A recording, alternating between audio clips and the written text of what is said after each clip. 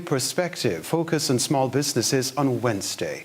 This evening, we bring the curtains down with the future perspective, Grenada and the way forward post-COVID-19.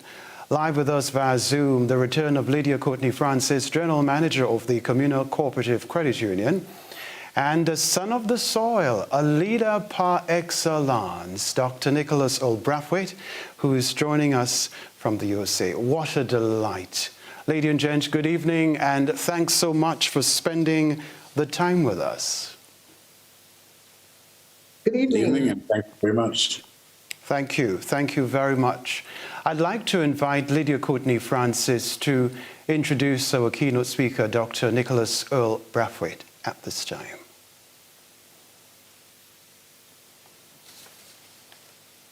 Okay, good evening, Kenroy, and good evening to Grenada, Carriacou, PT Martinique, the diaspora, wherever you may be listening to us tonight, welcome. Tonight is the grand finale, and we are indeed extremely excited to have with us Dr. Nicholas Earle Brathwaite, as previously introduced. Nicholas Brathwaite is the founding member, managing partner of WRV Capital, a technology venture fund established in 2019, focused on accelerating the monetization and scaling of disruptive companies globally. He is also the founding partner of WRV Capital. Nicholas is also co-founder and partner of River Road Capital and has spent over 25 years developing technology and building technology-oriented businesses. From 1996 to 2007, he served as the Chief Technology Officer at Flextronics, where he oversaw the launch and growth of several of Flextronics' largest business units, including an innovative push into product development. Previously, Nicholas was a founding member of NCHIP, responsible for the development of industry-leading advanced multi-chip modules assembly process. Nicholas also helps companies develop through his unique combination of technology know-how and commercial judgment, adding value throughout the investment life at Riverwood. Nicholas earned an MSc in Polymer Science Engineering from the University of Waterloo, Canada, and a BSc Honors degree in Applied Chemistry from McMaster University, Canada. He is or was a director of INFI, Northwestern Mutual Insurance Companies, Power Integrations, Quantum Dynamics, Amirco, Riverwood Solutions, Bright Source, Tessara Technologies, Inc., and Aptima Engineering. Grenada, I am proud to present to you tonight Dr. Earle Nicholas Brathwaite. Well, thank you very much. I appreciate the kind introduction. First of all, please allow me to commend the credit union, Communal Corporate Credit Union, for their vision and the organization that went into putting this seminar together. I happened to watch some of the sessions during the week, and they were very impressive. I also want to thank you for allowing me to share my perspective on the way forward for Grenada. Every time I have an opportunity to speak in Grenada or to Grenadians, I consider it a real privilege and a blessing. And I thank you very much again for this opportunity.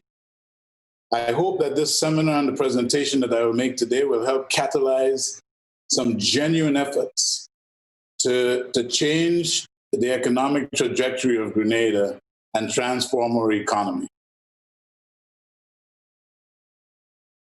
Let me start by saying that I am not a politician, and I have no interest in politics, and therefore I expect to be totally brutal.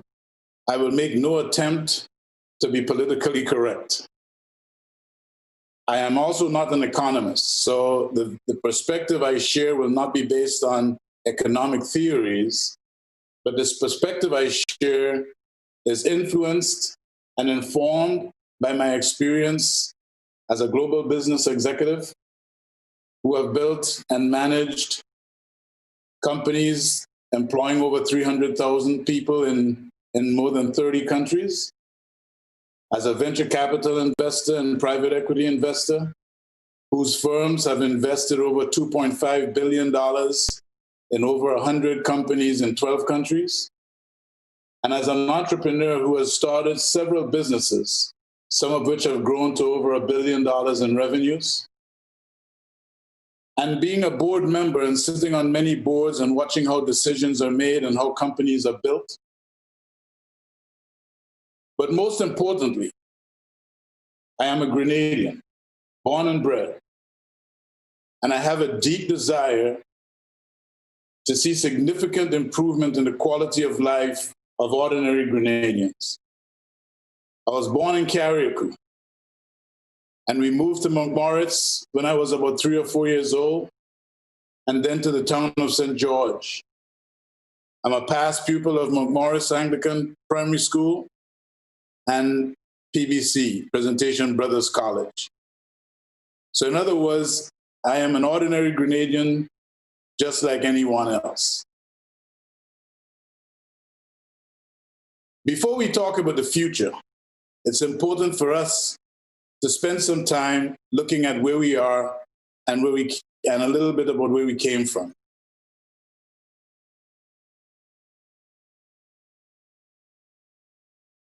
Grenada's economy is very volatile. But despite some of the reports we've heard, most of that volatility do not come from external factors. In fact, most of the volatility in our economy come from Grenada-related factors, including climate. Climate is a Grenada-related factor because climate is a function of where we are. Our heavy reliance on tourism is another reason for volatility. And politics is a reason for some of the volatility. You just have to look at GDP increases prior to elections, and you can see that there are cases where there appears to be interventions in order to boost short-term performance. So we need to develop resilience. And we also need to improve both our fiscal responsibility and expand our economy. You know, there have been a lot of structural adjustments in Grenada over the years. It seems like, you know, almost every decade or so, there's a structural adjustment program. And while these structural adjustment programs are necessary, primarily to correct problems associated with living above our means, the truth is that you can't build a strong economy purely based on structural adjustments, you know, implementing taxes and cutting social programs. That is also true in business. We cannot build great businesses just simply by cutting. There has to be a plan and a strategy developed specifically around economic transformation. And building a sustainable economy will require a multidimensional approach to solving the socioeconomic challenges that exist in the country today. As I mentioned before, we are just too reliant on tourism.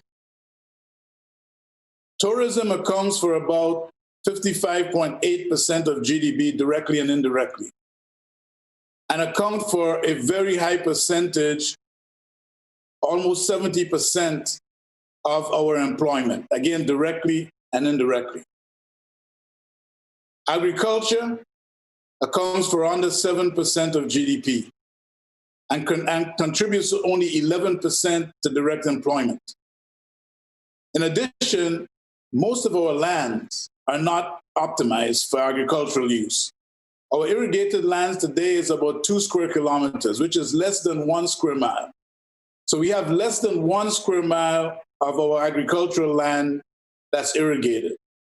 And our arable land is running at under 9% when we believe it should run at above 35%. Industry, which makes up all of the other stuff, which is small-scale manufacturing and, agricultural processing and things like that, account for just over 15% of GDP. And most of the rest is probably related directly or indirectly to the medical school. In addition, about 77.7% of our GDP is related to services. Tourism, of course, being the largest part of that, and then public service being another big contributor. Now, that 77 goes across these verticals that I presented before. So don't try to add them up and then say it's much more than 100%.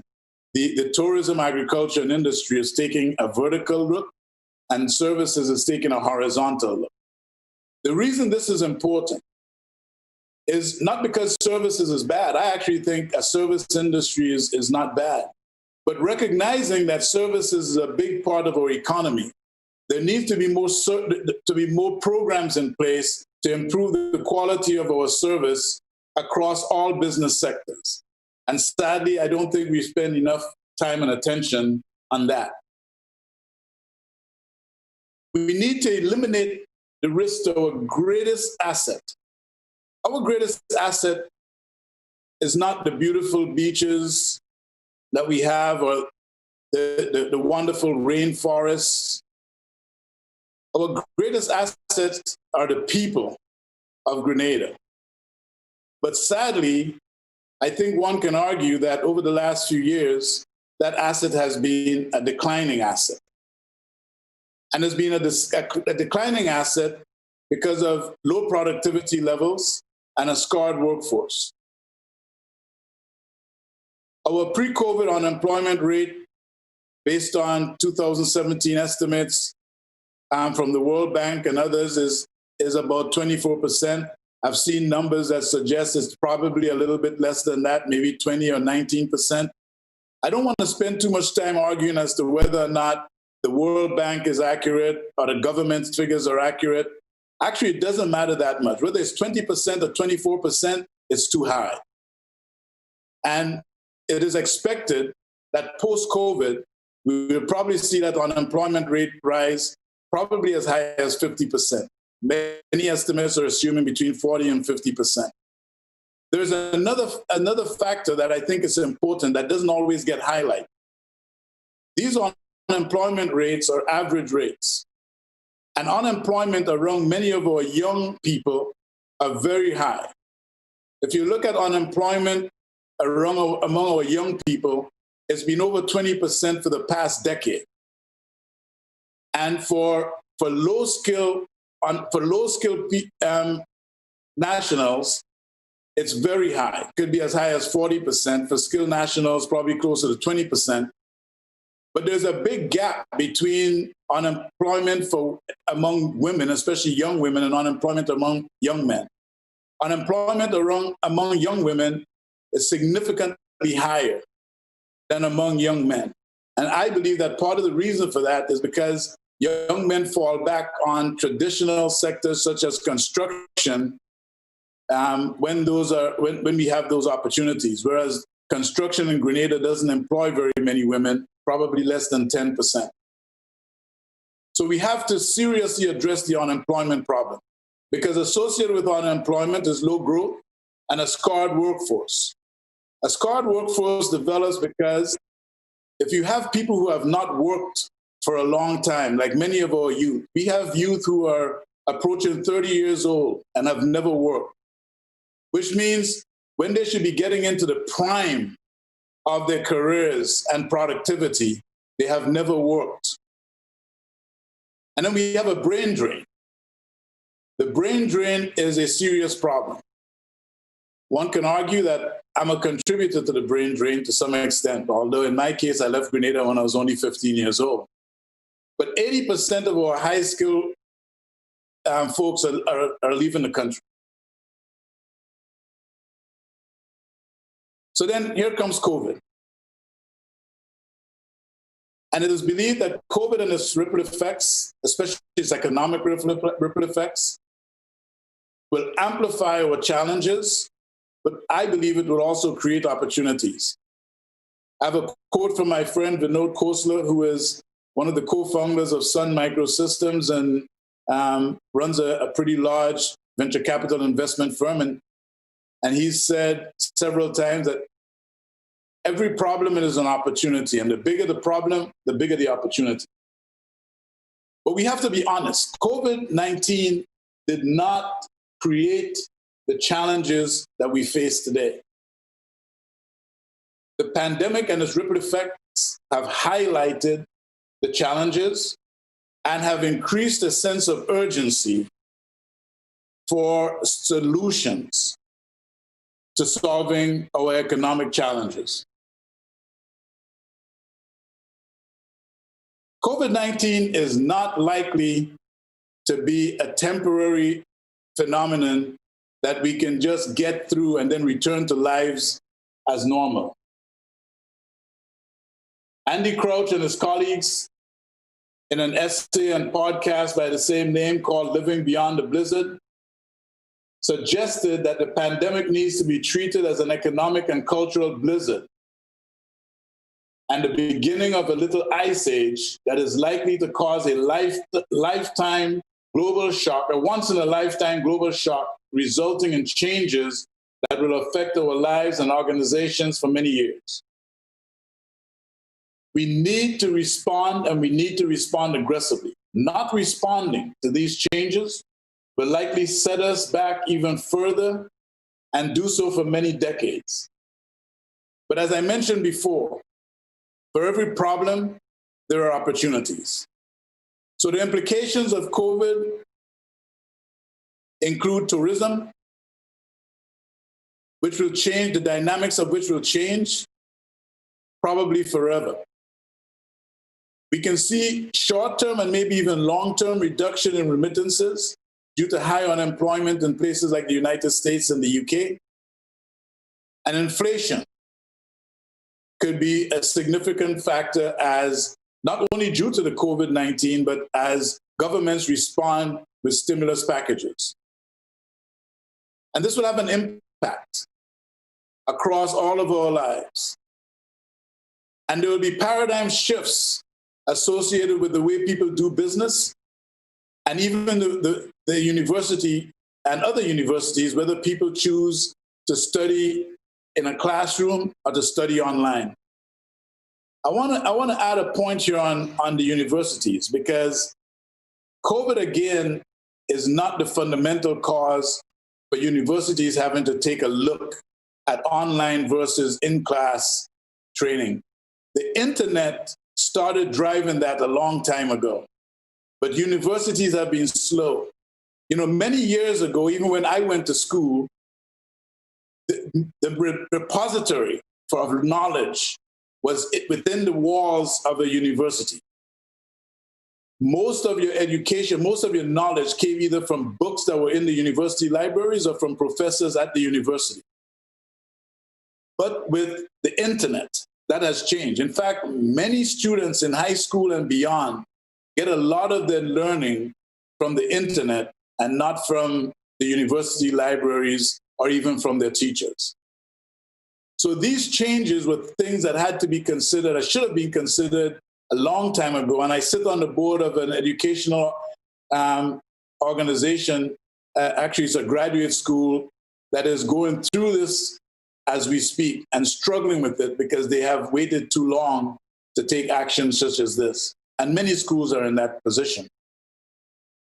But as I mentioned, there are lots of opportunities. Better leveraging of SGU as a strategic asset, not just as in the way we do today as an opportunity to build apartments where everybody is building apartments in True Blue to try to house students who may or may not come back into the classroom, some of whom may not come back into the classroom, but as a strategic asset. How do we leverage that asset as a multiplier, as an economic multiplier beyond what we get today? We have to take this opportunity to also upgrade our educational system. We should take this opportunity to aggressively adopt technology to improve productivity. And we should leverage the challenges that are happening in the United States and UK and others to reverse the brain drain and convert it into a brain gain. This is brain gain. This is a good opportunity for us to try to attract Grenadian nationals, Caribbean nationals, and friends of Grenada to come back to Grenada, start businesses, get involved in education or whatever to help advance our economy. We must aggressively work on improving resilience. You know, Senator Simon Steele is a friend of mine, and I know that he is working very hard on some of his plans with me, and I'm impressed with the kind of things we're doing, but we have to get a lot more aggressive. And a big part of that is just diversifying our economy. So in building resilience, one of the most important things is to diversify our economy beyond tourism. And I have some areas here where I think we should be focused. Agriculture, which other people have talked about, healthcare, and building an industry around this asset called St. George's University. The blue economy is another area, and I know there are efforts going on in some of these areas. Construction. There's a lot of construction going on in Grenada, and construction is one of the tools we use often to have a short-term impact on GDP. But we've made no investment in trying to improve the skills and quality of our workforce in construction. I think we need to pay attention to these segments, and if we're serious about them, try to figure out ways to improve our workforce so that we have a competitive advantage in these areas. And then education. We have to pay more attention to educating our workforce across all segments, and I'll speak about that a little bit later. In every category we look at, there is going to be resilience. So even diversifying obviously helps spread things around so you become less dependent on any single sector. But within every sector, there is resilience. And so we have to also pay attention, between every sector, there is volatility. And so we have to pay attention to every sector and try to figure out ways to reduce volatility on a sector-by-sector basis. We also need to develop our competitiveness because there is competition, global competition in every one of these areas. And we need to start looking at our competition beyond the OECS. I am tired seeing, examples of a speech or hearing speeches where people talk about how we're doing relative to St. Vincent or St. Lucia or Antigua. This is a new world. This is not the old world we lived in. And due to the connectedness of our world, the competition can come from everywhere. In fact, you look at the construction industry today, and a lot of the competition to our local contractors is starting to come from China. But even in the blue economy, whether we're fishing for tuna or some other type of fish, we are going to see volatility associated with pricing and industry challenges, drops in prices, other things, nutmeg. There was a time when Grenada and Indonesia pretty much controlled the nutmeg industry, and today you have India, Indonesia, the Netherlands, the UAE, and Sri Lanka now account for almost more than 80% of nutmegs. We went from being the second largest exporter of nutmegs or producer of nutmegs to being an also ran. And COVID itself and its ripple effects will increase volatility, as for example at SGU. We have to make a concerted effort to diversify our economy and invest in productivity improvements across all business sectors. So what is my vision for Grenada? Well, first of all, I start with a vision because I think you cannot transform anything, whether it's a business or it's an economy, without starting with a vision and setting some goals. And in the business world, we don't approach any serious transformation or any serious business growth without having a well-defined vision, well-articulated vision and defined goals. And so I thought I would do that. My vision for Grenada is to have a viable, vibrant, sustainable economy with opportunities for everyone. I believe we should set a goal of creating 12,000 new jobs over the next 10 years, with 4,500 of them coming in the next 5 years by the end of 2025. And we should set a goal to double our GDP over the next 10 years, which will require a 6.7% CAGR, compounded annual growth rate. These are important goals that we need to set. Whether we use these exact numbers or we use something slightly different, it doesn't matter that much.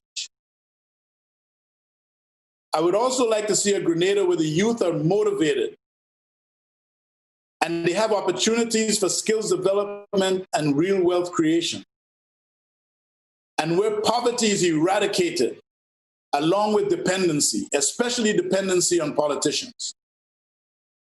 Where we have a leading regional healthcare system, not just about building, healthcare related industries, like many people talk about medical tourism and so, but why don't we use the medical school first and foremost to improve our own healthcare system so that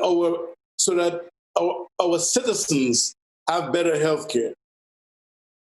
And then financial security for all retirees. It hurts me to see people who have worked for 40, 50 years, and then when they retire, they cannot maintain the lifestyle that they had. And many of them, were it not for remittances from relatives overseas, would be living under the poverty line. That is just not acceptable. So I know some people will look at these goals and say, these are aggressive, maybe too aggressive. But that may be true. But as an innovator in the high-tech industry, I am used to setting goals that other people thought were not possible. Almost every business I built, every product I developed, every process I developed and implemented, there were people who thought it couldn't be done. But it doesn't even matter whether it's 12,000 or 10,000. What matters is setting aggressive goals that will have an impact, and then putting systems in place and people in place to go try to achieve those goals. But for most of this presentation, I'm going to walk us through why I think these goals are achievable. Now, I know that there are committees, I believe, set up in Grenada to work on, strategies and long-term goals and all of this. And I must admit, coming from a business environment, I don't understand why it takes so long to come up with goals such as these. I came up with this in a couple of weeks. And maybe you can argue that they're not as good as they should be. I'm not sure. I think they're pretty good myself. But in order to achieve these, there are some areas we have to attack, which is human capacity, or what I call intellectual capital. We have to foster an entrepreneurial culture that creates significant employment opportunities. We have to build a stronger industrial base. And we have to change and upgrade our banking and financial systems and methodologies. There are many other things that need to be done, but these are the ones that I want to highlight tonight. Bruce Lee, who was one of my heroes, and when I lived in Grenada, I think I saw every Bruce Lee movie that came out during that time, said long-term consistency trumps short-term intensity, and no pun intended by the use of that term. That's what Bruce Lee said. Sustainable economic development in Grenada will require at least these four things. And I think if we get these four things right, we can solve the problem. Number one, we need to increase growth rates of traditional sectors such as agriculture and fisheries. And I'm highlighting these things because we can't spend all of our time just trying to increase foreign direct investments. We have to have a multi-pronged approach. We have to focus on the traditional sectors and figure out ways to help grow those sectors. But we also have to identify and develop new economic growth engines. In order to do all of these things, we must have a maniacal focus on execution and increased execution velocity. And I'm going to make a plea here directly to politicians, all politicians, not in any one particular party. A maniacal focus on execution will require that we focus on finding the best people to do the jobs and not on giving the opportunities to people because of political affiliation. We must also leverage the early adoption of technology and the fostering of an entrepreneurial culture. I think if we do these four things, we can develop the economy that we all long for. But let's start with education. The first thing we have to do is to initiate serious educational interventions, starting with the transformation of TAMCC. As many people in Grenada know, I started an initiative several years ago to transform TAMCC and try to help make it one of the premier institutions in the Caribbean, maybe even in the world.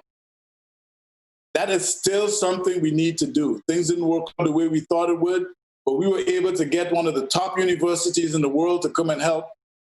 And that initiative needs, or that goal or objective needs to continue to be pursued. It is time to invest in the development and preparation of our youth. Improving TAMCC and improving our educational systems will require improving pedagogy and curriculum, developing better administrative talent, training teachers, and upgrading the facilities. All of those were part of what we had proposed for TAMCC. But we also have to focus on developing technical skills, computer science, programming, and other skills that are going to be necessary in the future. But we should leverage extracurricular activities as well, like the St. David's Trailblazers are doing, to provide scholarships for people who may not be able to get scholarships through academics. The stuff that St. David's Trailblazers are doing should be expanded. There should be similar clubs everywhere in every parish trying to do the same thing. And we must find a way to partner with global leaders, top universities and other institutions. Our curriculum today is too rigid. We still have these rigid boundaries between arts and science and social science studies and things like that that must change, because the jobs of the future will require multidisciplinary skills.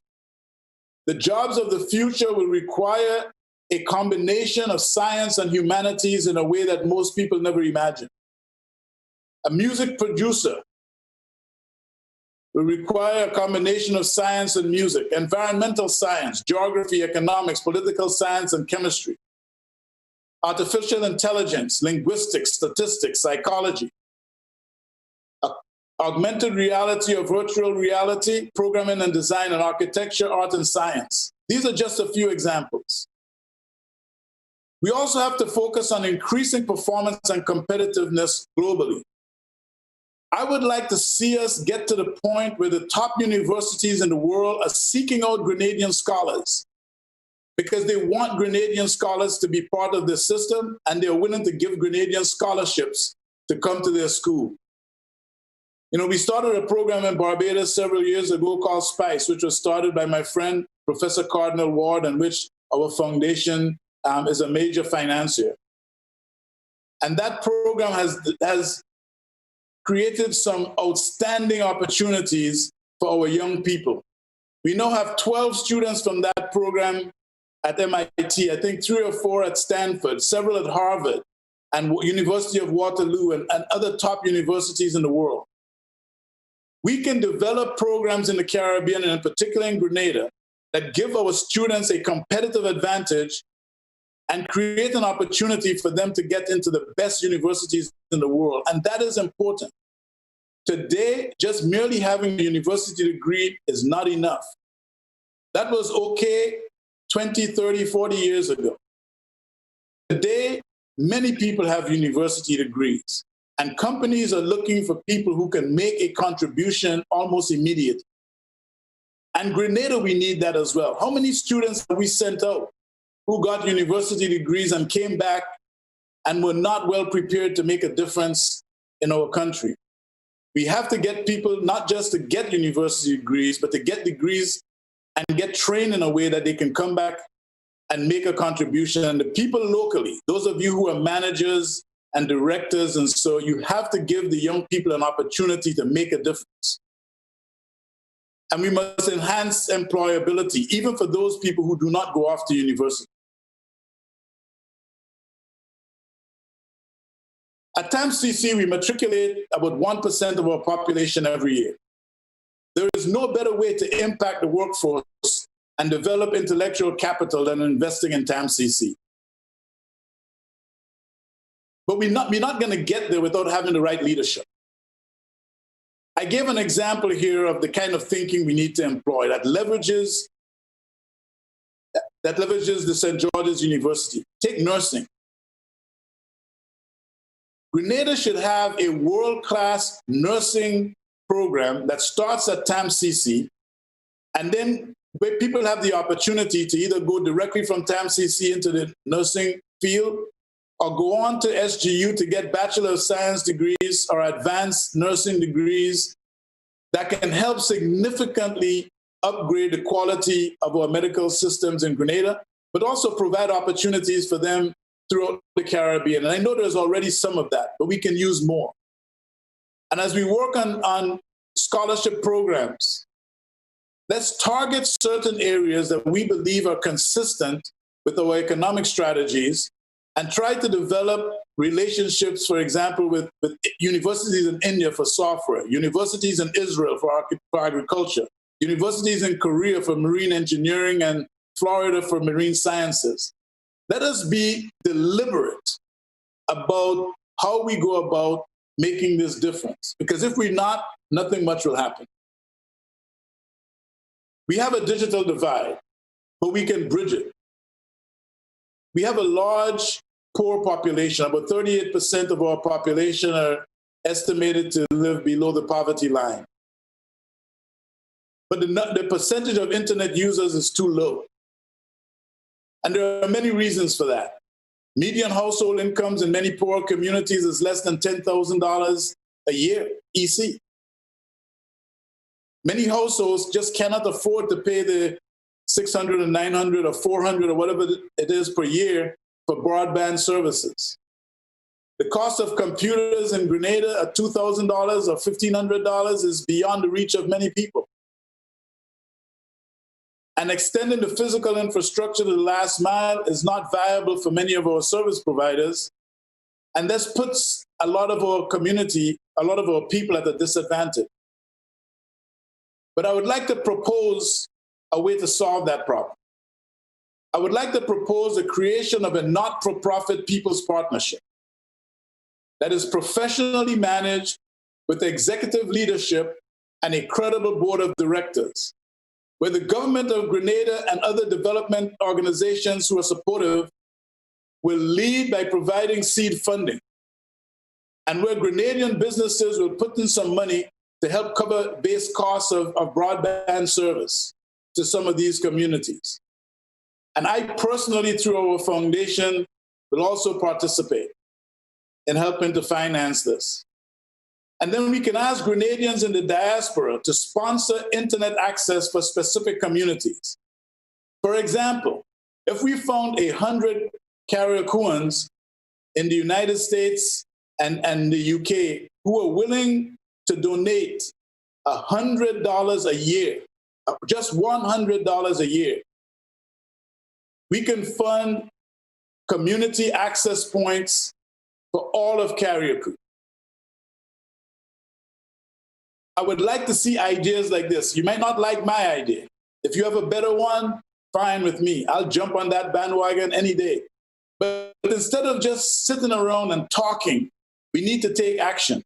And for all of those Grenadian organizations and Carriacouan organizations that spend all the time working individually and donating $500 a year to organizations in Grenada, maybe it's time for you guys to get together and start working on putting together real initiatives such as these that can make a difference in the lives of the communities in which we've come from.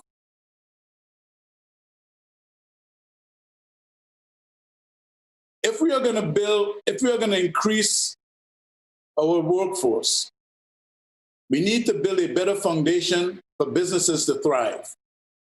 It should start by supporting existing businesses. And again, I want to emphasize that. Before we talk about FDI or anything else, we need to start by trying to figure out how we support existing businesses, whether they're foreign or local. We have to help our businesses improve competitiveness. We have to increase productivity and upskill our workforce. We have to reduce bureaucracy, eliminate corruption, leverage e-governance to reduce bottlenecks, provide incentives for oversized employment opportunities, reduce energy costs, and improve ease of doing business. You know, Grenada ranks about 146 out of about 200 countries on the ease of doing business rank. That is just not acceptable. But we also have to attract foreign businesses. But to attract foreign businesses, you need everything you have in the first box. That's why I'm suggesting we start by figuring out how we make local businesses more competitive. Because everything we'll do for the local business would apply to the foreign business we attract them, because once they come into the country, they become a local business. We have to look beyond tax incentives. Tax incentives are actually not an incentive. They're an expectation. Everybody has the same tax incentive. There is nothing special about Grenada's tax incentive. And in all the board meetings that I've sat on and all the companies that I've founded, there is no decision ever made to locate in a country because of tax incentives. As I said, tax incentives is an expectation. Let us instead focus on helping companies figure out how to make more money by being in Grenada so that they can pay more taxes, because taxes are usually a percentage of profit. If we help companies to become more profitable, they're more beneficial, they employ more people, and we get more taxes. But we have to identify and develop Grenada's competitive differentiation. And then we have to target businesses that are synergistic with our strategy and our competitive advantages. And all of these things should be underpinned with leveraging our diaspora, not for political purposes, not just for remittances, but truly leveraging the connections and networks and expertise in the diaspora to help make a difference at home. And the third part of the foundation is developing a startup ecosystem. That startup ecosystem must include fostering an entrepreneurial culture. And by the way, let me make sure we understand, entrepreneurship is not just about starting a copycat business to go after the same opportunities that everybody else is in.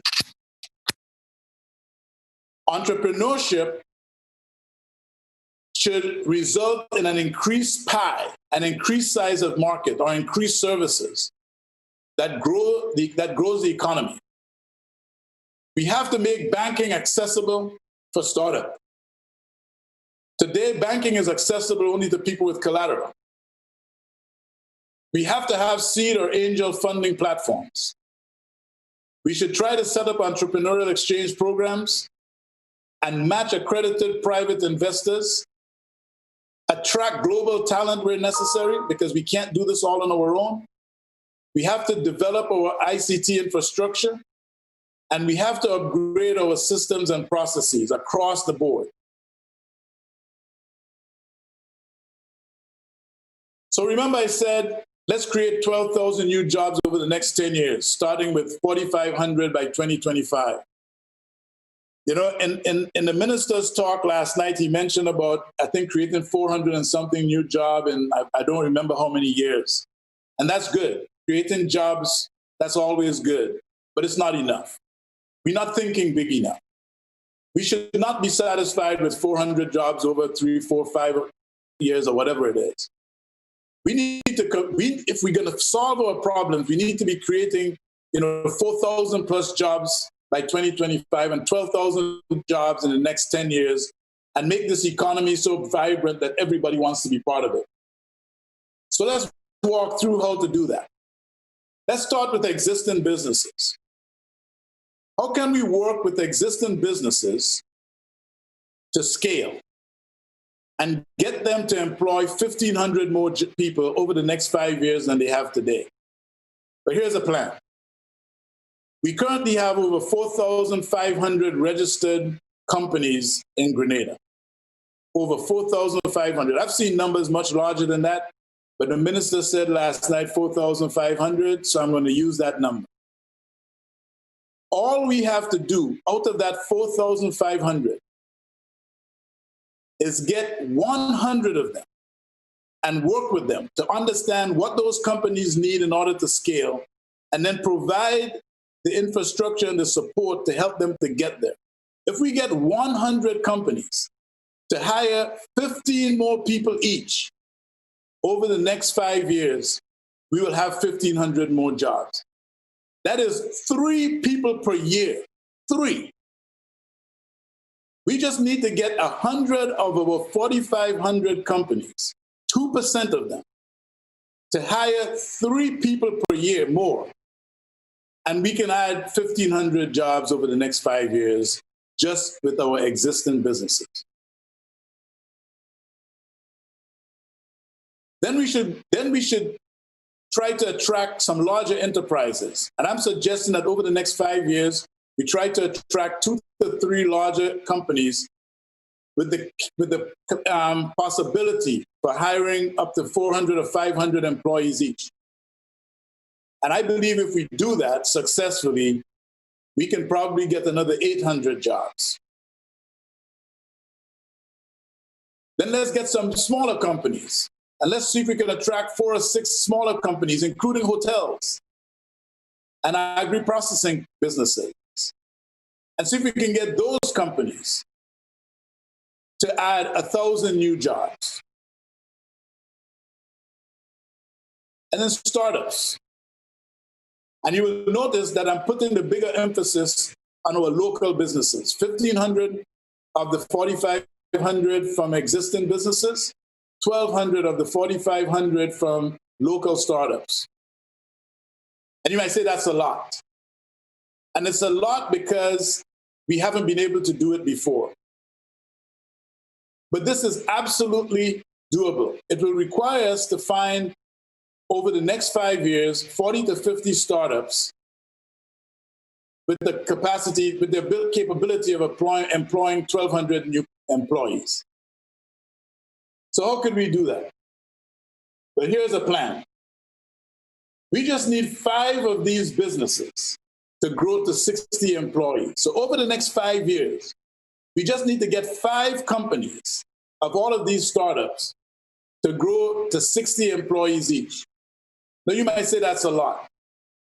Well, for those of you who don't know, based on the data we got from the World Bank and others, there's somewhere between 150 and 200 new companies being registered every year in Grenada. So we just need 5 of those to be successful. The problem is we don't have successful entrepreneurial companies today. We just need 5 of them to get successful enough to employ 60 employees. Then we need 15 of them to be able to employ 30 people, and 30 of them to be able to employ 15 people over the next 5 years. So for the ones that we're asking to employ 15 people, you get 30 companies that would employ 3 people per year over the next 5 years. If we can't get that kind of performance out of our startups, we are just wasting time. So let me share some of this data. Really what we need to focus on is our entrepreneurial outcomes. Over the 10 years between 2006 and 2016, based on information from the World Bank, there were 1,600 companies registered in Grenada. 1,600. Where are the jobs? The jobs are not there, which means that these companies are not being successful. Because if only 10% of them were reasonably successful, if 10%, 160 of the 1,600 had scaled to employ just 25 people each, we would have created 4,000 new jobs over that period. So our new businesses must result in more employment opportunities. And to do that, we need to have specific programs. By the way, on this chart, I showed how Grenada compares with a few of the Caribbean islands, Antigua, St. Lucia, St. Vincent. And you know, we're there or thereabouts. We're about the same with St. Vincent, maybe slightly better, maybe slightly worse, maybe than St. Lucia, and not as good as Antigua. But we're there or thereabouts. What we need is just better outcomes. And we cannot continue to depend on government. By the way, I think it's great to have government involved in a lot of things, but government can't take the lead in everything. There's a cultural mismatch between government and entrepreneurship. Entrepreneurial startups are high-risk environments. They must embrace agility. Startups mean delayed economic value. And for startup companies to be successful, they have to seek disruption, and they need visionary leadership. It's almost completely opposite to what you find in a government culture. Not just in Grenada, by the way, all government cultures, as far as I know, maybe with the exception of Singapore. Government cultures, and especially in the Caribbean, are low-risk environments. Government culture is one where it's resistant to change. They don't embrace agility. And in government cultures, immediate political value is more important than long-term economic value. That's just a fact in many countries. Governments are anti-disruption. How many times have you heard people in the government of Grenada say that's not the way we do it? And in government, you have what I call fall-in-line management. You go and you study, and when you come back, you fall in line and do what everybody else does. So government needs to create the right environment, for sure. But once government creates the environment, they need to get out of the way.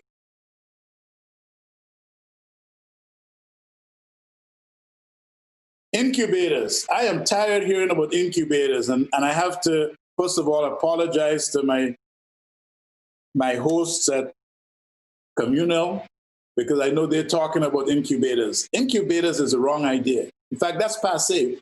The world has gone beyond incubators. If we're gonna get into something, don't get into things that people have already abandoned. Incubators imply a passive approach.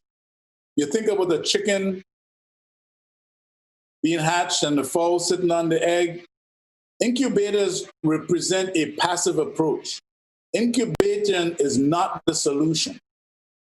But the idea is a good one. I'll elaborate on that some more. And venture funding, while it's necessary, is not the only thing that we need to be focused on. Too many times you hear people saying all we need is financial capital. Well, that is not true. So let's talk first about incubators, however. I have never seen a company fail because of a lack of a workspace. More companies have been started in garages and kitchens and in incubators. And in today's environment, people work very well and very productively remotely. So it is not the space that we need to focus on. It is the value add that you provide to these companies that's important. And we'll talk about that later. And we need to focus on intellectual capital. Instead of complaining about not having financial capital, focus on developing intellectual capital. Intellectual capital is what creates value. Financial capital follows intellectual capital. It's not the other way around. Investors have money looking for people to back. And if they find the right people to back, they'll back them. But you can't wait until the money is there. So focus on developing the intellectual capital and proving that you have good ideas. The money will follow. And we have to realize that businesses that are founded with lower levels of intellectual density will always require more financial capital. So it's not just having some intellectual capital, but having high density of intellectual capital. That's why some of the entrepreneurs in Grenada, instead of all starting separate businesses, should get together and start one business. Maybe we'll have a better outcome. And these entrepreneurial activities have to focus on spurring growth. And the government has to focus on providing incentives for spurring growth. And as I mentioned before, incubators might be a start. But let's focus on the other point I'm going to make now. By the way, my friend helped me put this slide together, which we thought was funny, because I made a statement some time ago that says most incubators are actually not really incubators, they're just incinerators because nothing comes out of them alive.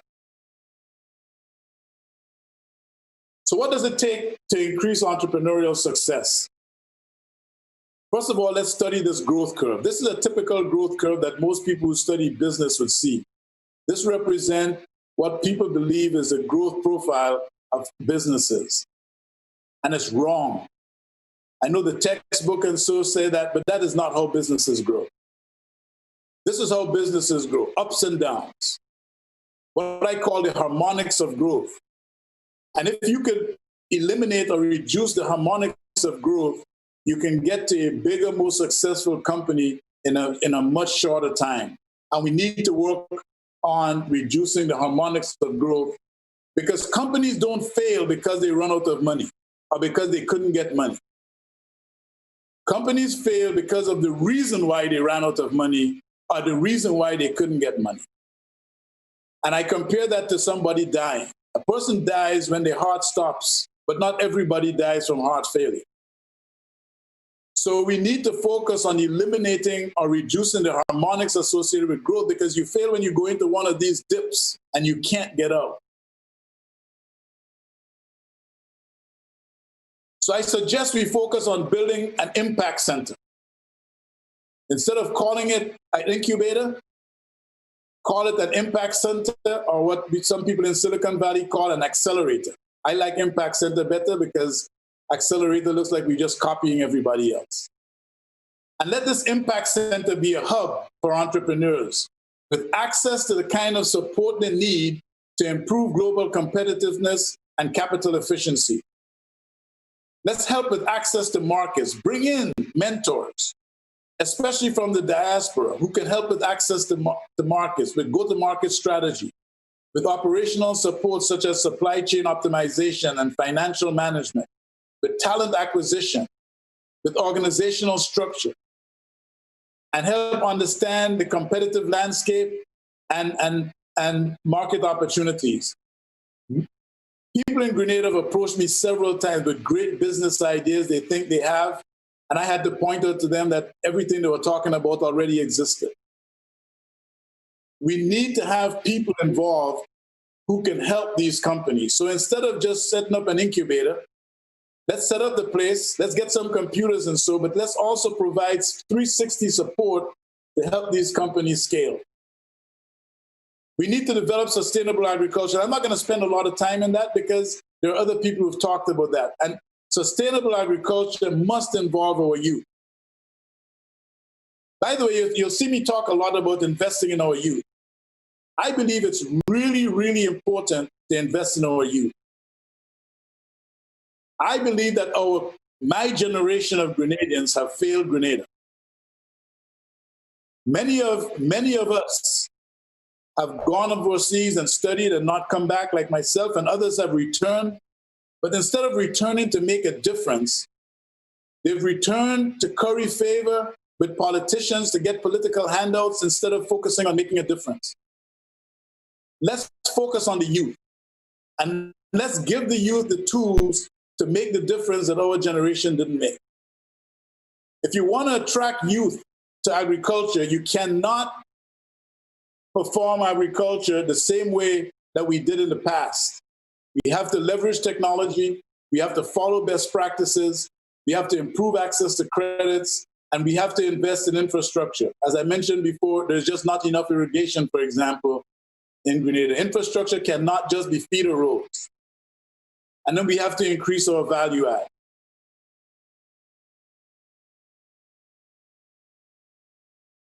We also have to embed growth in the blue economy. There's a lot of talk about the blue economy and yachting and aquaculture and a lot of things. But we have to go beyond just talk and try to discuss how are we going to embed growth in these opportunities, and how do we reduce sensitivity to external shock. The banking system, as I mentioned before, in Grenada is out of date. We have 25 branches per 100,000 adults, per 100,000 people. What's even worse is most of our banking activities are centered in the capital, when the majority of the population are not in the capital, and the majority of our depositors are not in the capital. The people who are in the capital are the people who are borrowing the money and spending it, not the people who are actually saving. And we need to start making sure that our banking systems are more inclusive. We have to find a way to make sure that access for the 64% of the population that do not live in the city is there.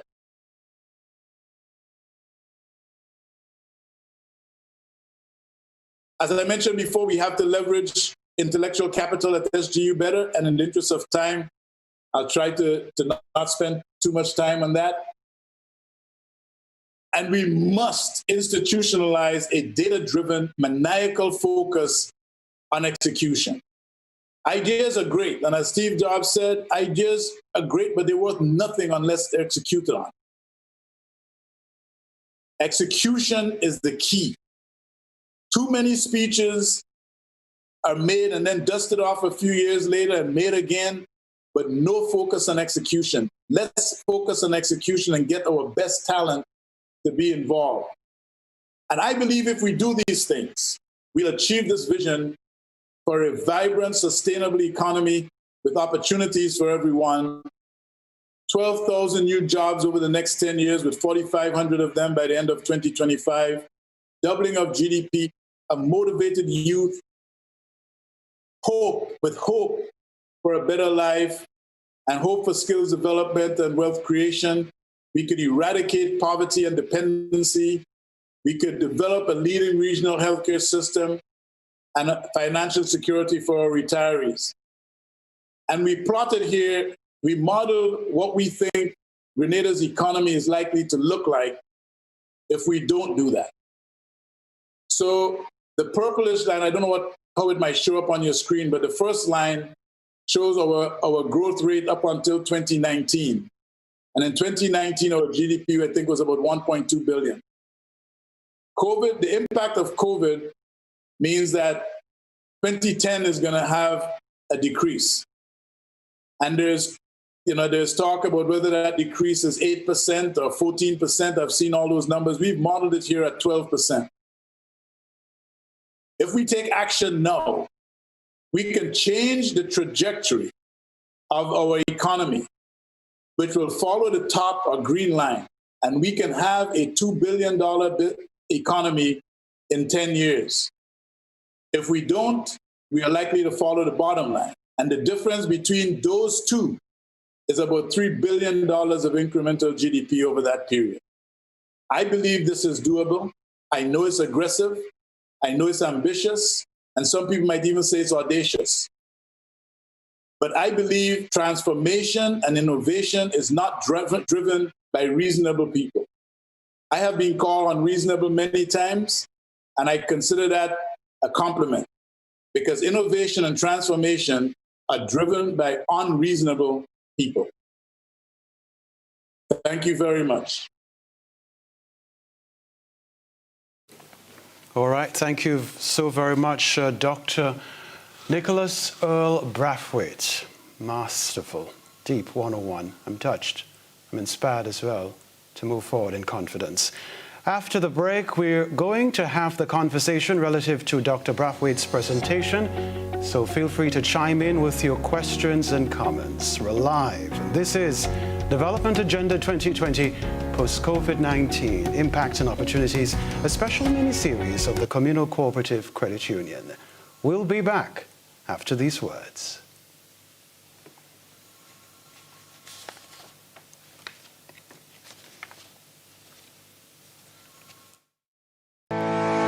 Communal, we are adapting to meet the changing needs of our shareholders and members. Times are changing, and with the changing times comes a whole new way to do business. Our parents may have done their banking a different way. Communal's state-of-the-art online banking and international debit card allows members to do business with great ease. It's like literally having a branch in your very own hands.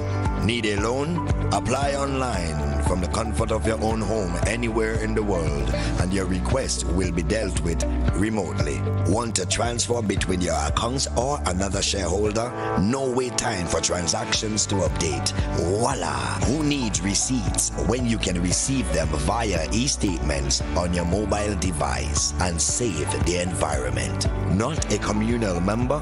You can join our family today by applying online. At Communal, we see you working hard to ensure that you save, invest, and grow. Communal. Join us today. This will be the best financial decision you have ever made. Communal is fully opened for business at all our branches. Our hours are 9 a.m. to 3 Mondays to Thursdays and 9 a.m. to 4 p.m. on Fridays for teller and member service transactions. For any other business, including loans, before visiting any of our branches, please contact us through the following mediums. Emails: comcreditunion@thecommunalcu.com. WhatsApp 405-6675 or 405-6689, or visit our Facebook page, or why not give us a call at telephone number 440-1755. We are committed to your safety. Communal, your small business ally and partner. Contact us today.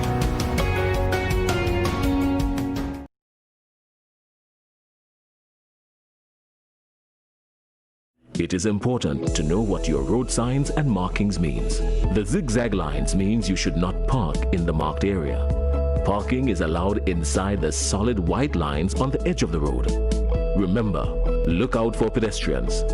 Pedestrians, be sure the vehicle comes to a complete stop before crossing. These tips can save your life. These tips can make our roads safer for all users. Be safe, be seen, be smart. A message from the Traffic Department of the Royal Grenada Police Force. And I asked them to take my... Our new money. Here's how you can detect genuine EC polymer notes. Feel. Polymer notes feel smoother than the material from which paper notes are made. Also, the front of each note has raised bumps at the top left-hand corner. These bumps form shapes that are familiar to you. Look for the clear window at the front and back of each note. This window allows you to see through the notes. If you hold the notes up to the light, you'll see the value of the note in an area of plain colored print. Tilt. A holographic foil is on the $100, $50, and $20. The images move and their colors change when you tilt the notes. Remember, detecting genuine EC polymer notes is as easy as 1, 2, 3. Feel, look, and tilt. EC polymer notes. Cleaner, safer, stronger.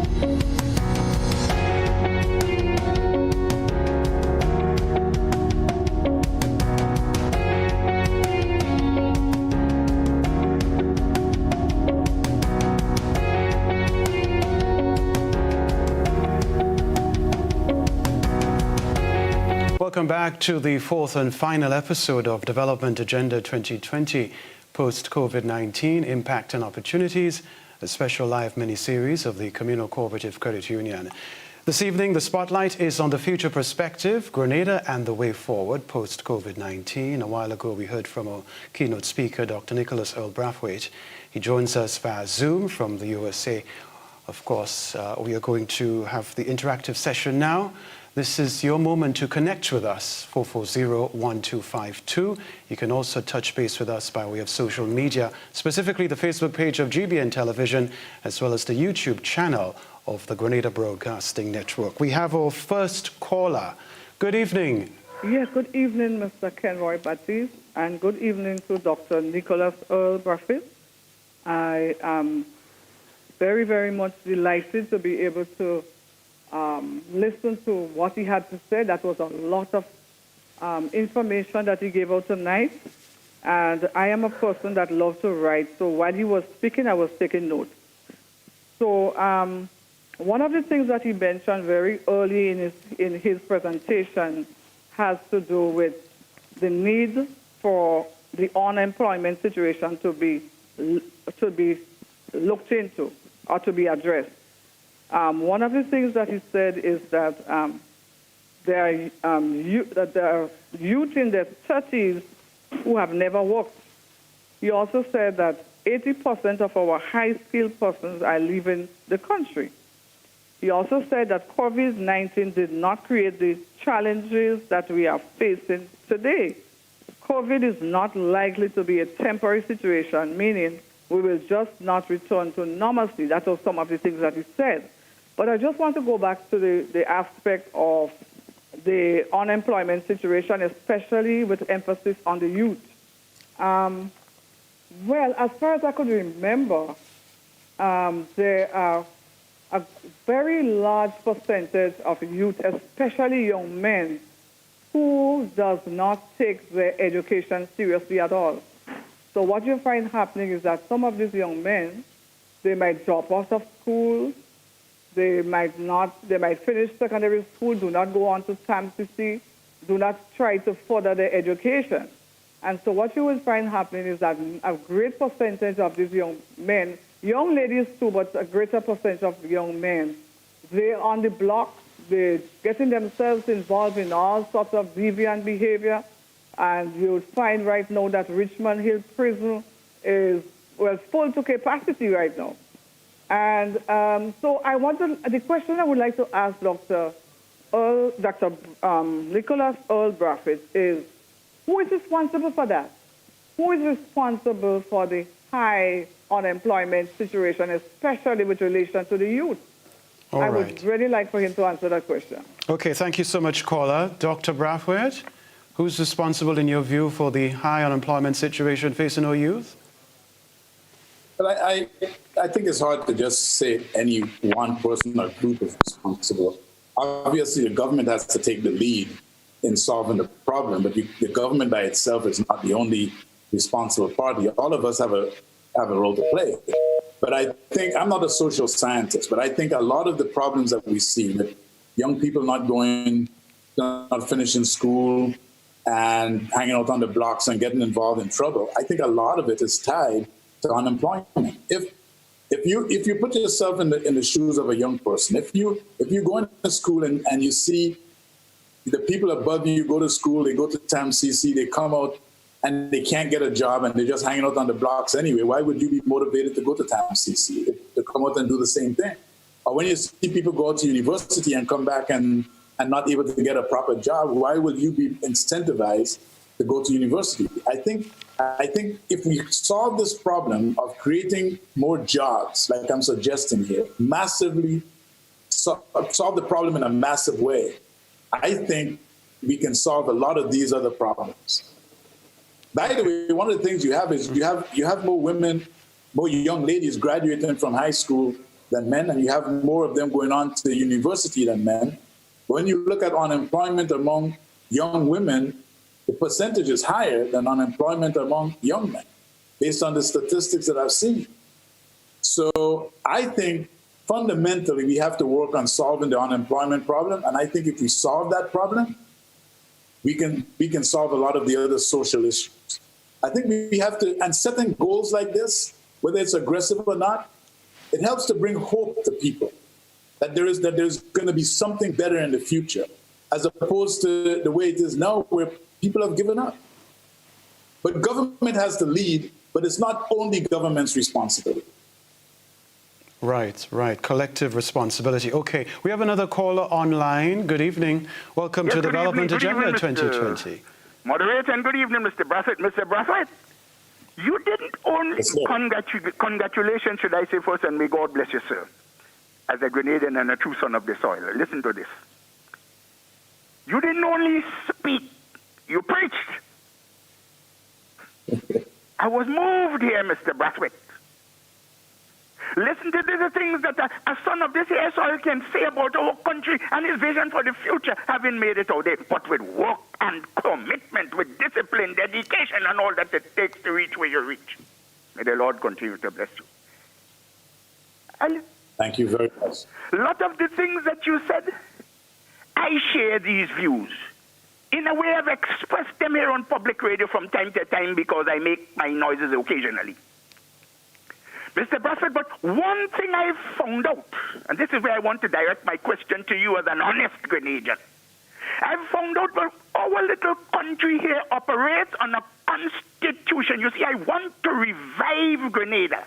I want to refound Grenada. I want to reconstitute this nation because I believe I'm a man that came from the mechanics and construction. If you don't have a proper foundation, it'll be extremely difficult to build anything on it. You don't build from windows up, you build from strong foundation. And therefore, I would like to suggest that you give some consideration to this thought. Whereas our little country has never really been constituted legitimately. The constitution, so-called, of Grenada has never been enacted in the parliament of this here country. Never was it accepted either by popular referendum from the people, and continues to be an imperial order in council of the Queen's most excellent majesty. Hence the reason why the so-called leaders, when they take power, they go away, they come back, and they get in position. You said it in a... All right. Thank you. Thank you very much. Dr. Brathwaite, you wish to respond before we proceed? But first of all, I want to thank the caller for the very kind words. And I do agree with the caller that any building of anything, like in construction, requires a solid foundation. I tried in my presentation to outline some requirements for that foundation. I want to also apologize for the fact that the slides were not showing up. I think that might have been caused by me. I thought I was sharing my screen, but it seems like it was not. I wish somebody had told me that. But I don't know much about the issue around the Constitution and stuff that the caller made, so I can't comment on it. But I will make one comment, and this is a plea I'd like to make to all politicians in Grenada, every politician.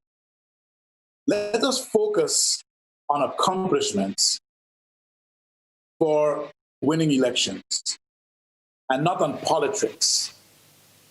If we focus on accomplishments like transforming the economy and adding jobs, any politician that accomplishes these things will not lose another election for a decade or more. And we'll make a difference in the country. So let's make that the focus. Let's not the focus be on politics, but the focus be on improving lives of ordinary Grenadians for generations to come. Okay. 440-1252. Feel free to call and express yourself, of course. Feel free to engage Dr. Brathwaite. Dr. Brathwaite, I want to ask you this. There is no doubt a very heavy reliance on tourism in Grenada, but external shocks, for example, Hurricane Ivan and COVID-19 at the moment, have literally proven that the industry that is tourism is very volatile.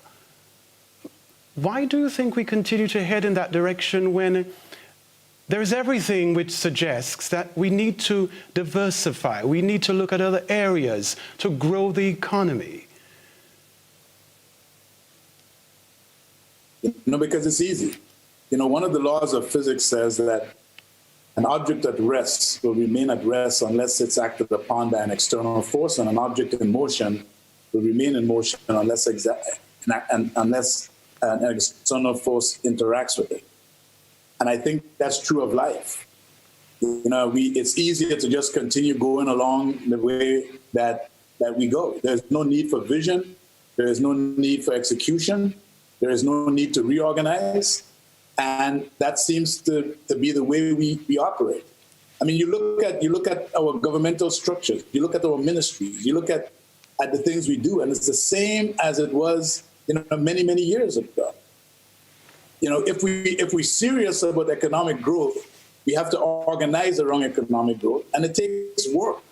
In the investment business, it's kind of the difference between the investment that we do in our firm and the investment that some other people do. Some other people invest in apps because they believe if you get the right one, Facebook will come and pay $1 billion for it and you'll make a lot of money.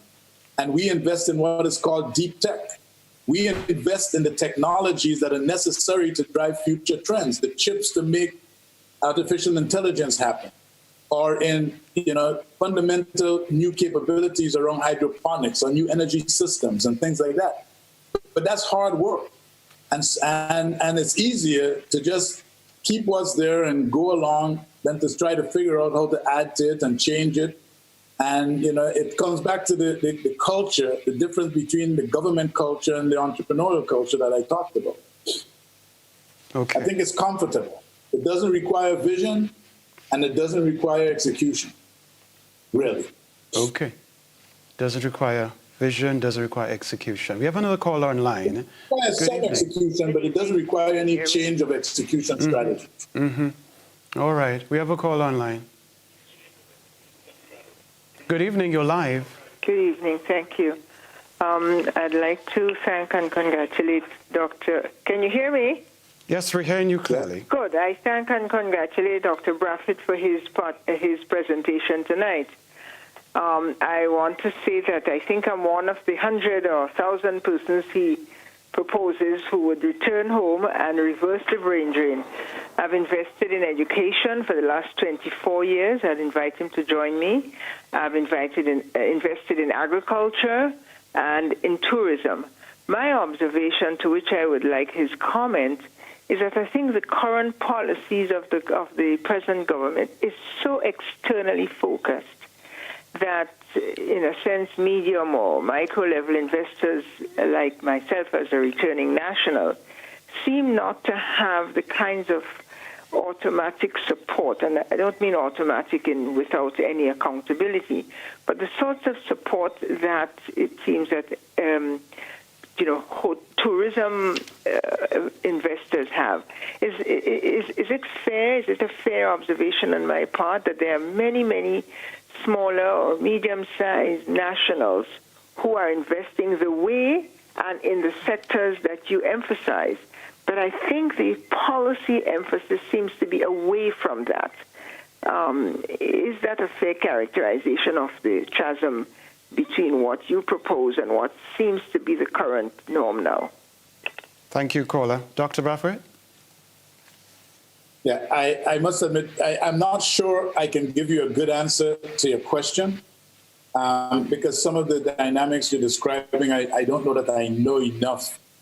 What I can say is we lack visionary leadership in Grenada at all levels. It's not just in politics. I think we lack visionary leadership in a lot of areas, and we need to address that. Again, I think the government needs to recognize where their strengths are and where their weaknesses are and involve other people who can help move the national development agenda forward. And I think if we focus on accomplishments, if we focus on making a difference, if we focus on building a legacy, if we focus on improving the lives of Grenadians, a lot of these policies and other issues will go away. Because many of the policies and issues that we have, not just in Grenada, but in other places, even here in the United States, have to do with the desire to be re-elected or to remain in power. And I don't think there's anything wrong with that desire, but I would like to see them focus on accomplishing meaningful change, because I think that will also allow them to stay in power. So I think it's the lack of visionary leadership and the too much emphasis on politics that is probably one of our biggest problems in Grenada and in the Caribbean. And right now in the United States, we have that problem too. Okay. A question coming in to us, Dr. Brathwaite. How do sports, culture, and entertainment fit into the scheme of economic growth for Grenada? But there are many aspects there. Like I mentioned, the St. David's Trailblazers that are using sports as a way to help Grenadians get scholarships and further their education that they would not have been able to get. Some of the people that organization has been able to help get scholarships in the United States would not have been able to get scholarship to go to university were it not for an athletic scholarship. So I think that helps to develop our youth. So that helps with economic development. But I also believe that we can leverage, for example, the reputation that we've built to create, training opportunities and attract, athletes as a form of tourism into Grenada. The last time I was in Grenada, I went to visit the St. David's Trailblazers, and there was a team from, I think it was San Diego State University that was training with Coach Paul there. And I think we can leverage these capabilities and these accomplishments. We have produced quite a few NCAA Division I champions over the last few years. And we've produced, Olympic champions and world champions and Commonwealth champions while some of these students were in school. And we need to figure out how to leverage that to increase our, basically to expand tourism on one hand, but to maybe even create, auxiliary businesses attached to that. I personally believe it's an underdeveloped opportunity at the moment. But my focus initially is on just improving educational opportunities for our young people, recognizing that all of them are not going to be able to get academic scholarship. Noted. All right, our final caller now online. Good evening. Good evening. Good evening, Kenroy. Yes, sir. Good evening to your distinguished guest, Dr. Brathwaite. I'd just like to congratulate him, like the other callers, for a very edifying presentation. It's something very dynamic, and I enjoyed it. I have a question. Dr. Brathwaite spoke about jobs, right? Increasing the jobs by incredible multiples, from hundreds to thousands within a certain period. But as a citizen of this country, it's not just about the quantity of jobs, it's the quality. Let me explain this. For example, we have companies coming to Grenada, right? Companies coming to Grenada and promising jobs, hundreds, for example, hotels. But when they come and they provide the hundreds of jobs, we're talking about salaries of 1,200 EC, right, per month. So even if the analysis of the statistics would say, listen, unemployment went down by a significant percentage, what is really happening here is that the quality of work is not, in comparison to what is being bandied about in relation to, the improvement of the standard of living and the improvement of the citizens' lives. So you have businesses getting incredible tax holiday of 25 years and so forth, promising jobs, but the quality of jobs and the salaries or minimum wage is at an abysmal level. What can you do in terms of policies? What would you suggest to our government to reverse that trend in terms of attracting businesses while simultaneously raising the standard of living in Grenada? Thank you. Okay, good. Very well. Thank you, caller. Dr. Brathwaite. Thank you. That's an excellent question. It starts with developing human capital.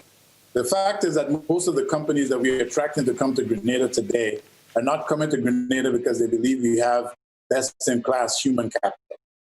And so many of them are coming, the hotels are coming, but they bring their own managers, they bring their own head chefs, or they bring them from other islands, and they employ the lower-level workers in Grenada. So I do agree with you. The way to fix that is we have to, one, develop our human capital. We should be producing, TAMCC should not just be looking at how you get people into universities. We should also be looking about how we develop programs that can provide better workers for the type of industries we're trying to attract. And if we have better talent developed, not that we don't have the core talent, we have it, but we don't have the development of the talent. We have to develop the talent so that one of the reasons people are coming to Grenada is because of the talent we have. That's why I mentioned that our greatest asset is our human capital, our people, but that asset has been a declining asset over the last few years because we haven't really invested in the development of the talent. If for example, services is our biggest industry and 77% of GDP, there should be huge programs everywhere for improving customer service. If construction is a big part of the economy, we should be having programs to make people get more skills in construction so that they can get higher salaries. So they're not just the day-to-day, helpers or laborers, but they could be the head carpenter or the head tiler and things like that. So I think it starts with human capital development. I think if we work on human capital development, that would help. I also think if we could attract Grenadians in the diaspora to come back and become managers, then we'll have local people who would have a vested interest in also developing the local people underneath them. But oftentimes when you have non-locals in key jobs, they may not everyone, I don't want to generalize too much, but they may not have the same, commitment to developing the talent underneath them as a local person may have. All right, we're on the home stretch to wrap. So just want to ask you, I noticed, I note specifically, sir, that you spoke a lot about investing heavily in the nation's youth, their development and preparation. I want you to develop that point for us just briefly, and feel free to use the time as well to give some closing comments. But in terms of developing the youth, it starts with the schools. We have to look at our curriculum all the way going back actually to elementary school and make sure that we are training the youth and developing the youth for the future. For example, if you go back to primary school, I remember people often saying that science is a difficult subject to teach and many young people don't like science. Well, that is not true. Young people like gadgets more than old people. I think the issue is the way we teach. So for example, kids should not be taught to memorize equations and formulas as part of science teaching. Science should focus at the young age on addressing kids' curiosity. Every kid wants to know why a kite flies and maybe how toothpaste gets into the tube and things like that, how a microwave works. And if we work on satisfying their curiosity, we will start developing better human capital starting all the way from elementary school, so that by the time our students get to TAMCC, they're considered competitive. They're among the best in the world. To me, that is what investing in. It's focusing on the people, on the young people, and helping them to develop in a way that will help them to be better prepared in the future. And then when it comes to entrepreneurship, if our current policies in the banking system and others are geared towards people with collateral, we will never be able to support the youth. So why don't we have a policy that says we will allocate some percentage of our loans to businesses started by young people, and then pick some of the best young people or the best ideas and help finance those people. Some of them will fail. As an investor, some investments fail. But if you want to minimize failure, you need to have people who are helping these young people figure out how to make these things successful. As investors, we don't just invest and walk away. We work with these companies. In fact, the companies we invest in will tell you that the greatest value we bring to them is not the financial capital we invest, but the intellectual capital we bring to them to help them to be successful. So I think there are a number of ways we can do it, but one is we have to start in elementary school, develop better students there. Then we have to invest in TAM-CC and better prepare our students both for the workforce, for those who stay home, and better prepare them to get into top universities so they can come back and make a bigger contribution. And then when they come back, we have to give them the ability to grow and develop and not stifle them by forcing them to do things the way it's been done for 50 years. Okay, very well. Thank you so very much. And you know, Dr. Brathwaite, the same can be said about mathematics, you know, apart from the science, the teaching methods. A lot of people have difficulty with mathematics, and when you have a conversation with them, young people, the way it's taught, and it sort of influences their perception of the subject and their interest altogether. You're absolutely spot on. Mathematics, science altogether. All right. Thank you. Before you move on, Dr. One of the examples. When I was going to school in Grenada, and we were studying geography at PBC, and maybe it's just my memory, but I'm sure people who are in my class will remember this. We were studying geography and we were studying clouds, and we never once went outside to look at clouds. We were all looking at books and trying to figure out what cloud is what from looking at pictures in a book, and we're in a tropical country where we can just step outside and look at the clouds. And we have to change that. Maybe that's why I never got to like geography much. I don't know. Yes, I absolutely agree. All right, thank you very much, Dr. Nicholas Earle Brathwaite. Thank you for your masterful presentation. Of course, you have been making the waves. Your contribution is well appreciated. Inventor, technologist, venture capitalist, innovative thinker, successful entrepreneur. Thank you very much, sir. All right, please do stay there.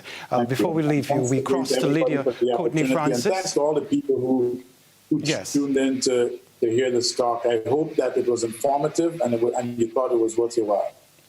Absolutely. Thank you so much, sir. Before we leave you, we cross to Lydia Courtney Francis, General Manager of the Communal Cooperative Credit Union, to thank Dr. Nicholas Earle Brathwaite, along with the other guests who appeared, of course, on this presentation over the last few days. She'll also share her closing comments on the mini-series.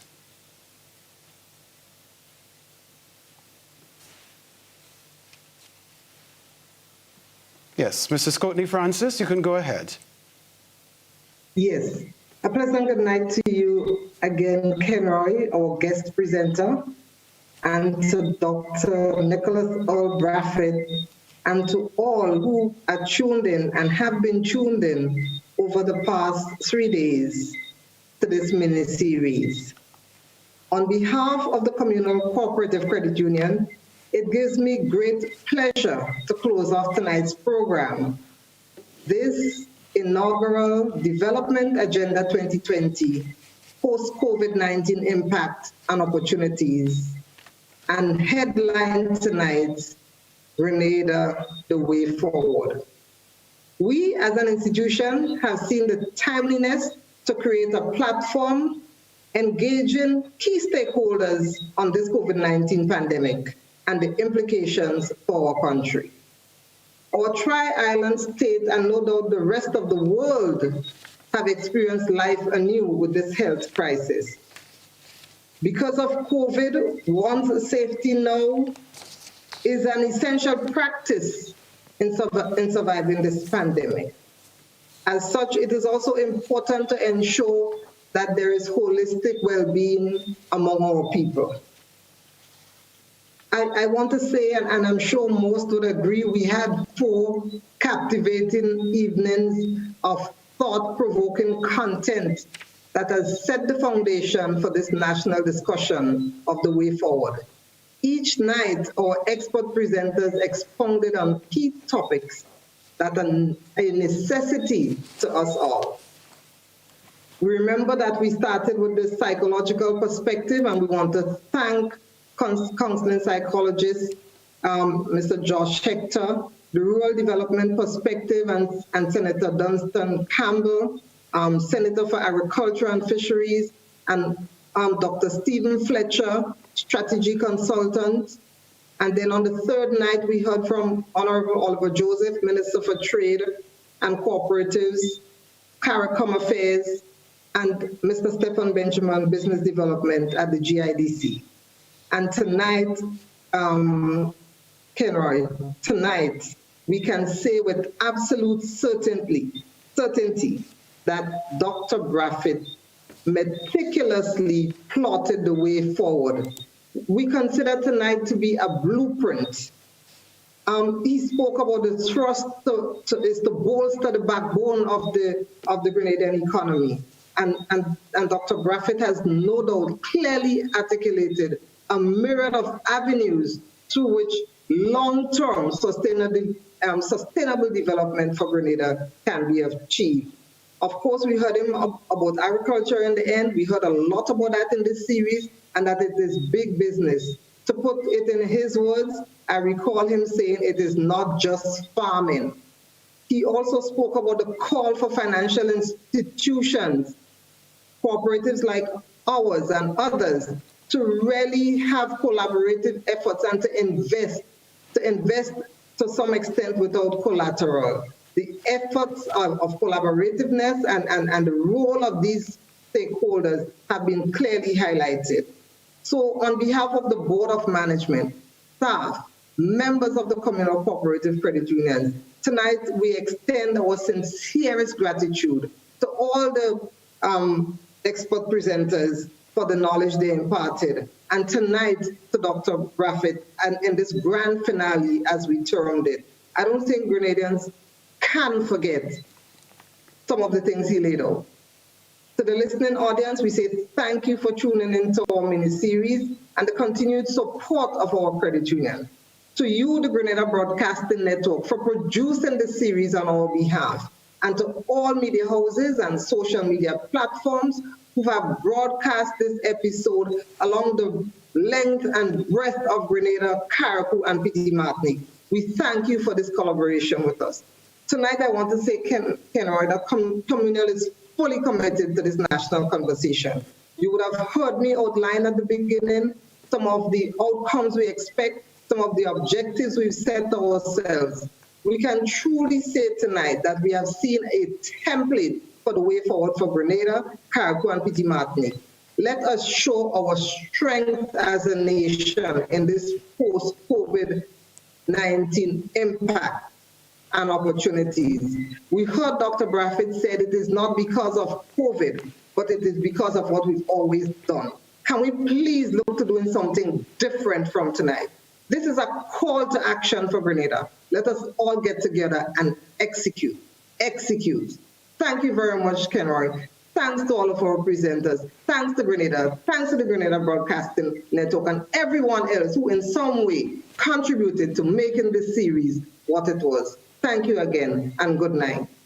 Thank you very much, Lydia Courtney Francis, General Manager of the Communal Cooperative Credit Union. You're not going to say this here and now. I trust that Dr. Brathwaite's presentation can be made available to the public. There's so much going on in that presentation for us to make continued sense of. So again, Dr. Brathwaite, thank you very much indeed, and everybody who has become, of course, part of this undertaking. Right. Thank you for being part of Development Agenda 2020, Post-COVID-19 Impacts and Opportunities, a special live mini-series of the Communal Cooperative Credit Union. Thanks as well to the participating media houses, all of you. Thank you so very much. And of course, we look forward to continued collaboration. Grenada, together we can move our nation forward post-COVID-19. We have it within us to put in the work, rise above the challenges and thrive. The time to put our heads together and chart the way ahead is now. Be encouraged and stay lifted, my dear Grenada. I'm Kenroy Baptiste. Thank you. Good night.